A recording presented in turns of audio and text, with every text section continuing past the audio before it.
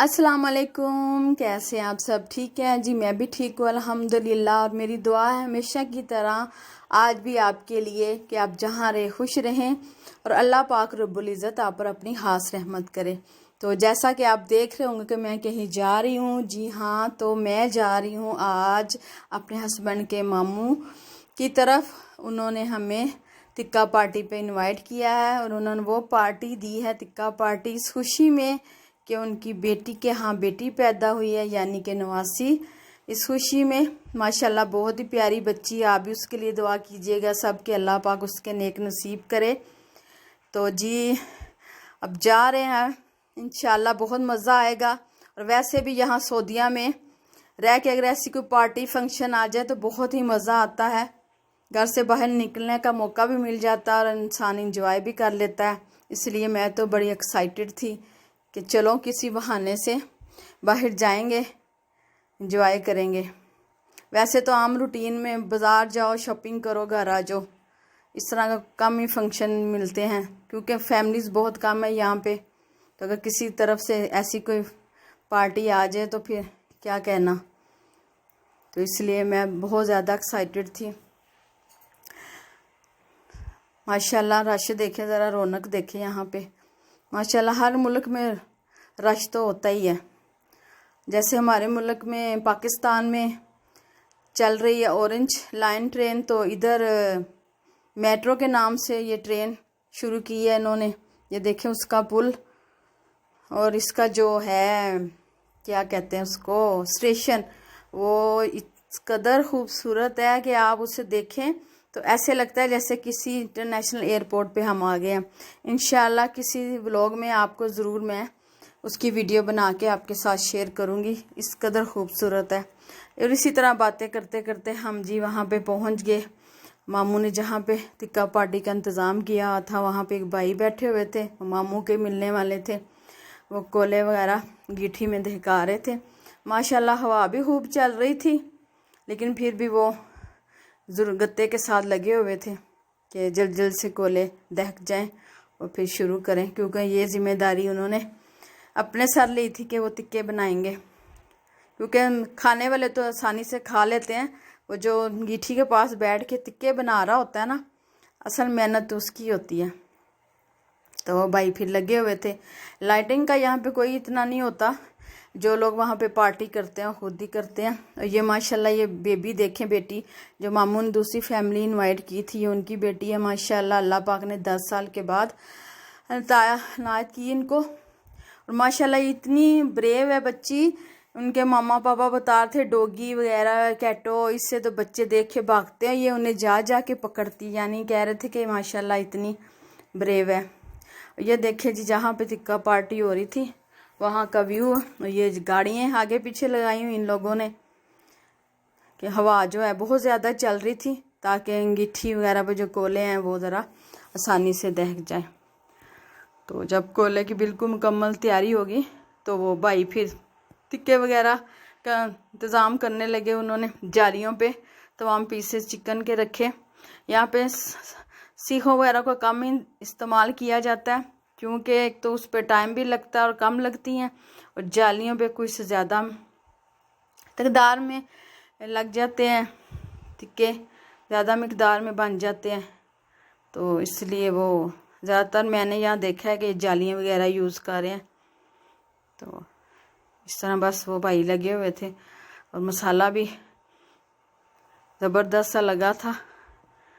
ये मेरे हस्बैंड के मामू ने ही लगाया था। माशाल्लाह वो बड़े ज़बरदस्त कुक हैं। मसाला भी बड़ा ज़बरदस्त किस्म का लगा हुआ था, स्पाइसी स्पाइसी सा। और टिक्के स्पाइसी ही हों तो खाए जाते हैं, लेकिन जो मैदे के मरीज़ हो उनके लिए तो फिर गड़बड़ हो जाती है।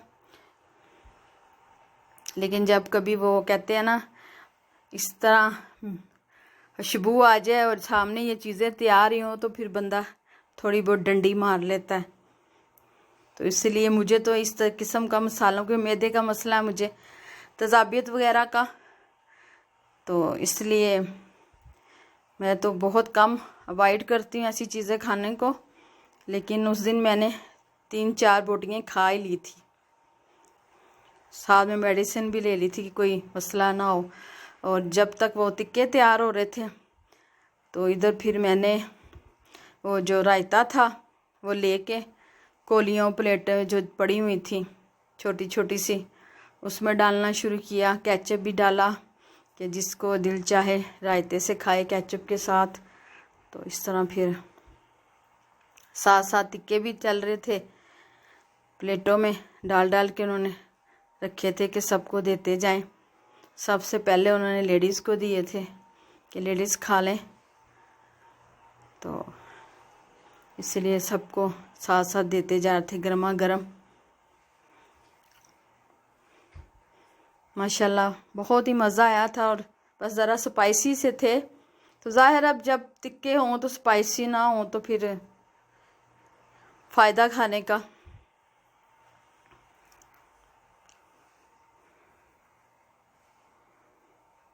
जब सब में वो जो प्लेटें वगैरह थी चटनी वाली वो दी हैं सबको। मेरे हस्बैंड तो वीडियो बनाने में लगे हुए थे, उनकी ड्यूटी वो हो गई थी। उन्होंने सबसे लास्ट में खाया था क्योंकि कोई और था नहीं, सब खाने में मगन हुए थे। वो टिक्के की खुशबू ही ऐसी थी, वो जो आदमी भाई लगा रहे थे वो लगा भी रहे थे और साथ साथ खा भी रहे थे। इसकी खुशबू इतनी ज़बरदस्त थी। खैर मज़ा आया बहुत। ये जी मैंने भी एक बोटी लेके रायते के साथ फिर खाना शुरू कर ही दिया, अल्लाह का नाम लेके कि चलो अल्लाह चंगियां ही करेगा। चस्का तो लान लगे हैं। बहरहाल अल्हम्दुलिल्लाह कुछ नहीं हुआ था क्योंकि इतनी ज़्यादा नहीं खाई थी। बाकी सब ने तो माशाल्लाह माशाल्लाह पेट भर के फुल एंजॉय किया था। इतना सारा वो देचका भर के लाए हुए थे मामू, पता ही नहीं चला कहाँ गया। खूब सब ने पेट भर भर के खाया। ये जी अब बैठ गए थे जेंट्स फैमिली। इसमें ये जो एक है ये तो सनी के कज़न हैं, ये वाले साथ उनके मामू के मिलने वाले इनके फ्रेंड वगैरह वो थे। ये लहदा बैठ के खा रहे थे मोबाइल की लाइट्स ऑन करके। ये बेबी बैठी है अपने पापा की गोद में। ये खा कम रही थी, घूम ज़्यादा रही थी। कुछ स्पाइसी भी थे तो इसलिए इसने नहीं खाए। इसकी मामा इसके लिए घर से चीज़ें वगैरह बना के लाई थी तो वो खा रही थी। बस ऐसे ही खाते पीते टाइम गुजर गया।